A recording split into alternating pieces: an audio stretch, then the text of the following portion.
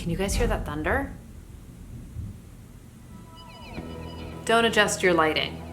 My hair looks like it's 3 different colors because it's basically 3 different colors. And I just thought it was like, so well done. And this is like a major like Lida moment on my part. I'll try not to make every answer as long as that one was.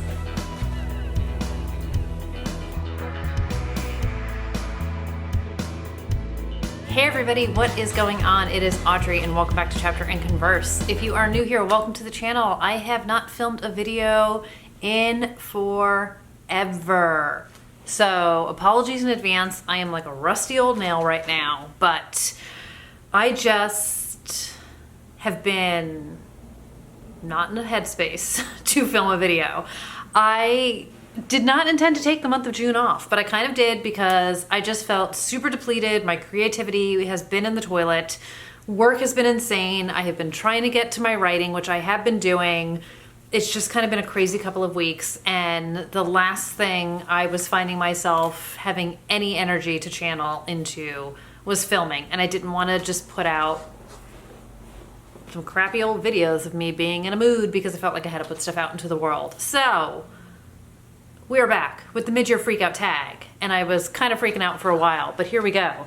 It has been not a bad month of reading, and we're not just going to talk about June, but I have basically dove into like tons of audiobooks. I want to say I did like 10 books this month, but I've been having a hard time focusing on like physically reading. So I don't know if it's just me. I have like 3 books in process, like hard books that I'm trying to read, and my attention is like all over the place. So long story short, at the time I'm filming this video, I have finished 50 books for the year, which is great and tremendous and wonderful, and I'm super excited about it. And we are gonna do the mid-year check-in. We're gonna talk about what I've read, what's been great, what hasn't, what's coming up, and hopefully this video is the start of a bunch of videos, and I'm dusting myself off, and we're just gonna try, and we're gonna see what happens, and we're all friends here, so let's just do this. Question number 1 is, what is your best book of the year? And I will say reader hat on and writer hat on is what influenced my choice for my favorite book so far this year, and it is The Hunting Party by Lucy Foley.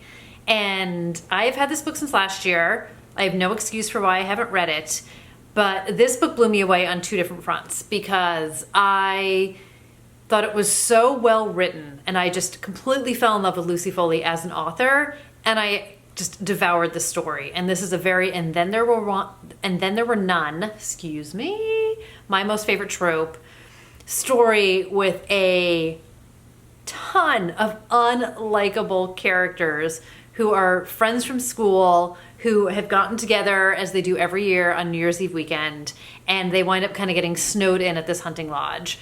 And it's not like total and then there were none vibes, and that like they're getting picked off one by one, but we know out of the gate that somebody dies.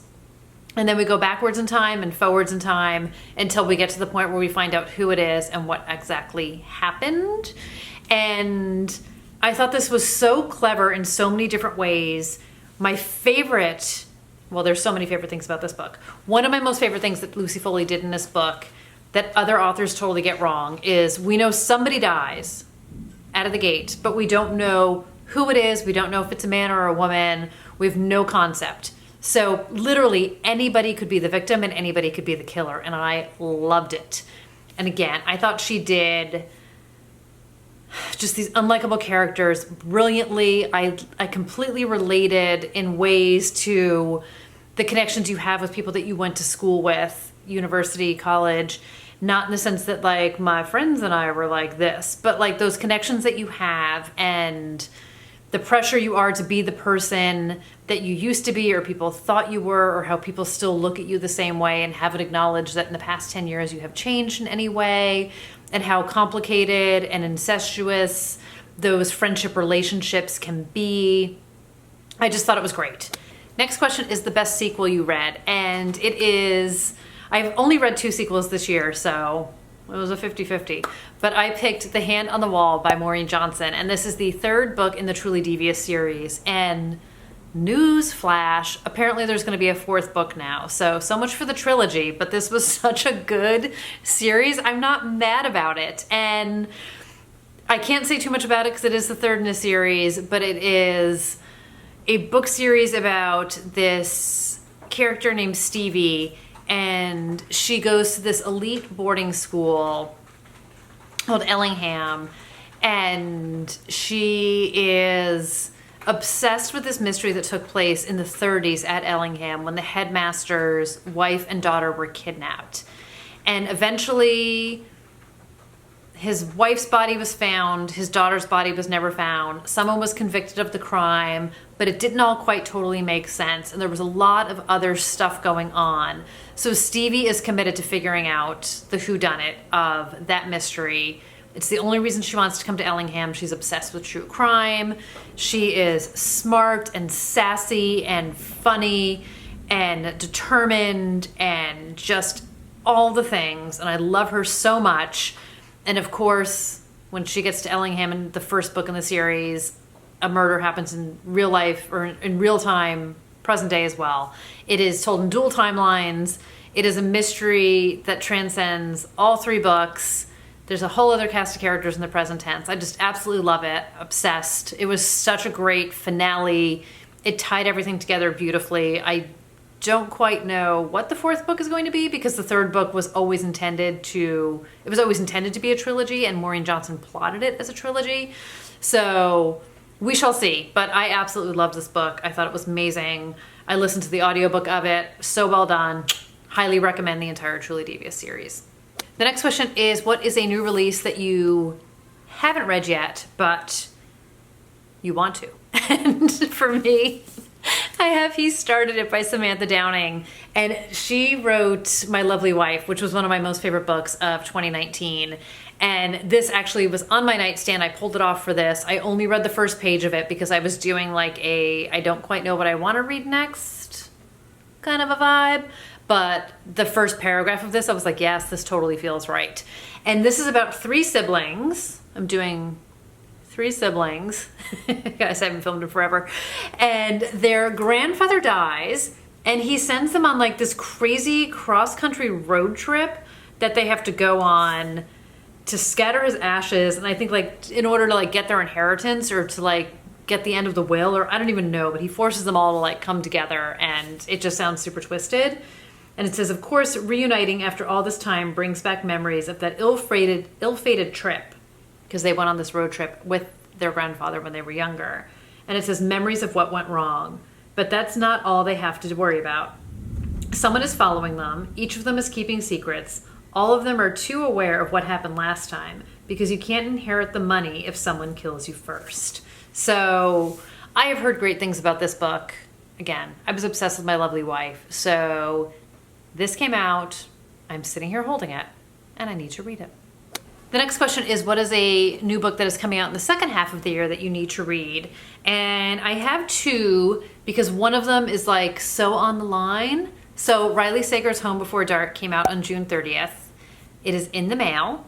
I did a special event through Murder by the Book, which is one of the oldest mystery bookstores in the country. And it is in Houston, Texas. And Riley Sager was supposed to do a book launch down there, but quarantine. So they wound up doing an online event. So if you bought the book through the bookstore, you were able to attend the event. So I did that. So my book is in the mail. It's supposed to be signed. I'm super optimistic that all went according to plan, and I did the event. So it was Riley Sager being interviewed by Abby at Crime by the Book, and it was so much fun, and it was so great, and I'm completely obsessed with him. So I'm excited for this book because everybody who's read it, whether they had an arc of it or they've already read it so far, are just raving that it's the best book he's written so far. And it's like this weird Amityville horror-ish vibe. It is all the things I love about Riley Sager. So that is one of the books that I'm super excited about. And then the other one is The Night Swim by Megan Golden. And this comes out in August, I want to say. And there are podcast vibes. There are mysteries in different timelines. She wrote The Escape Room, which I read back in January, which I absolutely loved. So this is definitely, I'm going to pre-order this because I want to support her. and I'm really excited about it. And this is another one I'm hearing great things from people who have read the arc or reviewers or all that kind of good stuff. But I just completely fell in love with her writing, and I'm excited to dig into this one. The next question is, what is one of your biggest disappointments? And this pains me. So The Last Time I Saw You by Liv Constantine, was so bummed. I loved The Last Mrs. Parrish. I loved dark and twisted characters, dark and messed up things. I love Lynn and Val Constantine, sister writing duo. I'm super excited for their new book that came out this year, but The Last Time I Saw You just didn't do it for me. And this was, it had all the makings of a great book for me. It was present day, this woman, her mom is murdered in her house. It is like Southern, rich, bougie people, and at the funeral, our main character, whose name I've already forgotten, her best friend from growing up from boarding school, Blair, shows up, and they've had a huge falling out in their early 20s because Blair just didn't like the guy, her main character, whose name I can't remember, was going to marry, but she shows up for her. It's her mom's funeral. They rekindle their friendship, and it is told in the two timelines. So we get like the past of when the two girls were friends and when they were younger and how connected and tight they were, and then the present day. But like the day of the funeral, our main character, whose name I can't remember, gets this like salacious text message, or not even salacious, this like threatening text message that's just sort of like, you're basically gonna wish you were dead, and I'm gonna kill you like I killed your mother. And it becomes this very, I don't even know if it's like cat and mouse, but she's like getting these threats, and like weird things start showing up in her house, like dead birds and like nursery rhymes. But it was like, it had all these like weird Pretty Little Liars, like nonsensy kind of vibes to it. And it was never actually scary to me. Like it just felt so forced. And I really liked Blair as a character, but I never felt like it came together. And after listening to a lot of interviews with Lynn and Val, they talked about rewrites and changing the ending and changing the murderer. And I just feel like you could tell, like it wasn't working. And they also talked a lot about like, if it's not working, you should abandon the book. Like they learned a lot of lessons on that book. And I really feel like they should have abandoned the book. So I'm super bummed that one just did not do it for me. Next question is, what is your biggest surprise of the year? And this could not be more of a surprise to me than anybody else. And it is Red, White, and Royal Blue by Casey McQuiston. And you guys are probably like, who are you right now? I don't even know who I am right now. I used to love like the chick lit, girl falling for the wrong guy, struggling at work, just making bad choices, drinking too much, having fun with her friends, and just making like all the bad decisions when it comes to men, because I could relate to those types of characters. So I am not really like a romance reader in any way. So everybody and their dog was raving about Red, White, and Royal Blue when it came out. And I just passed me by. Not interested in like some romance kind of stuff. But I was looking for books to read for Pride, and they had it on Hoopla, and I was like, you know what, I'm just gonna give it a go. They had the audiobook. I was having a hard time focusing on like books. And my God, you guys, when I tell you, like, I cried so many times. I bought the book so I can have the book, because I need to have the book, because I need to read the book again. I was bookmarking so many things on the audiobook. There's so many quotes to write down, all the feelings. Alex and Henry, I mean, I have no words for the first son of the first American president falling in love with the Prince of England, because this book was everything. This book was absolutely everything. And I, in a million years, never would have predicted that this would have been a 5-star read that I would have completely fallen in love with. But I mean, I can't even. I am obsessed. I'm obsessed with the two of them.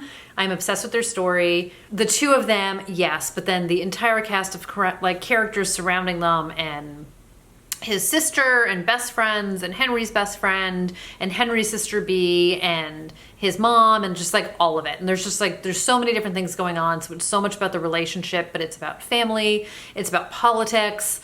It is just, it's so much. And I just absolutely loved it. The next question is your new favorite author, and I cheated and picked two. So these are actually both debut authors, which was just sheer coincidence, but Megan Golden, who wrote The Escape Room, which I talked about before. I loved her physical writing. I loved the story, dark twisted people doing dark messed up things. Just everything. The story was great. The twists were great. The writing was great. She is definitely an autobi author for me. And then Holly Jackson, who wrote The Good Girl's Guide to Murder, completely fell in love with that book. I'm super excited for the sequel. Good Girl, Bad Blood. It's already out in the UK, so I bought it. So I just completely fell in love with that one as well. I just thought it was smart. It was witty, it was dark, there were twists, there were layers to it. The physical book, it was interviews, it was transcripts. Just the construct of the book itself was great, but I thought the writing was brilliant, and huge fan of both those ladies, just absolutely fell in love with both of them. So favorite new authors are them. Next question is your favorite fictional crush. And it's so funny. I was watching like a whole bunch of people's mid-year freakout tag videos, and somebody was like, I think I'm too old to have fictional crushes. I'm so old. And I'm so not too old to have crushes, but I think what's like totally probably creepy is like the crushes I have are like on such young characters. Like I totally don't have a crush on a character who's my age, which probably I should deal with that. But Red, White, and Royal Blue, I have a shared crush for Alex and Henry. I'm in love with them together. I'm just in love with them separately. I just think they are absolutely amazing. Their relationship is just all the goals, just how they fight with each other, how they banter with each other, how they just love each other. Every time Alex, because again, I listened to the audiobook, every time he says sweetheart, all of my insides just melted to mush. I just absolutely love them. Huge love, huge love. And then Ravi from Good Girl's Guide to Murder. I just loved him as well. And he was so there for Pip, and he was so supportive of his brother, and he just is like such a great character, the way he's written, the way he shows up on the page, the way he is with his family. I just love him. I just absolutely love him. So yes, all of my fictional crushes are boys in their early 20s. And then the next one is, who is your favorite character? And this was hard. So I definitely still have huge love for Stevie from the Truly Devious series. Like I said before, I just think she is smart and witty and determined and human and stubborn and flawed and just committed to what she is going after, and just she loves her friends and she cares about her family, and there's just so much to her, and I just think she is just amazing through and through, and like a great, I wish these books existed when I was younger, to have so many great books and so many great, I don't even know if I would call them like role models, but such strong characters to be able to read about. Like I feel like maybe if I had read about these kinds of characters, and no shade on Sweet Valley High, but there's a huge difference between Stevie from Truly Devious and Charlotte from Brittany Cavallero's Charlotte Holmes series and like Pip from Good Girl's Guide to Murder versus like Liz and Jessica Wakefield. But I think that Stevie is just absolutely tremendous. Okay, next up is books that made you cry. And without going into detail, My Dark Vanessa, tears. You Should See Me in a Crown, tears. All the feels. Separation Anxiety by Laura Zigman. I talked about this. Just that book hit me in so many different places. I'm a huge fan of Laura Zigman. I just thought it was so brilliantly done. It's funny, I listened to some other people talk about reviews of that book and they just didn't like it, but I think you need to be of a certain age and a certain life experience for that book to resonate with you. And if you are those things, then I feel like you will have all the feels and you will probably shed some tears with that book. Red, White, and Royal Blue, I just talked about it. Whew. So many moments of just, yes, yes. Cried tears again. You guys know I listen to audiobooks when I go for my walks. So again, just from under the sunglasses, shedding some tears. Dear Martin by Nick Stone. Shed the tears, all the tears. I have cried so much this year. There are so many books that just hit me in so many places. If We Were Villains by M.L. Rio, I finally read it. I cried. It just might just say more about like where I'm at in my life or just these moods that I'm in. But a lot of the books that I've read this year have made me cry, and those are just a few. Next question is books that made me happy. So again, You Should See Me in a Crown. Completely gave me all the happy feels. I have not put up my June recap, so you guys are probably like, what are you talking about? This book just came out. It is by Tiffany Jackson. It is about this amazing character, Liz Leidy, who she's a senior in high school. She gets into her dream school, but she doesn't get all the financial aid and scholarship she needs to pay for it. So she is desperate for some money. And in her town, prom is the biggest thing ever. And if you are elected prom king or prom queen, you get like this $10,000 scholarship. So she is the girl least likely to run for prom court, and she runs for prom court. And it is her friends surrounding her, and it is as much about friendship and family. Liz, it has a female-female friendship in it because the complication becomes what happens when you fall in love with one of the other girls who are running for queen. And it has like that great like 80s John Hughes.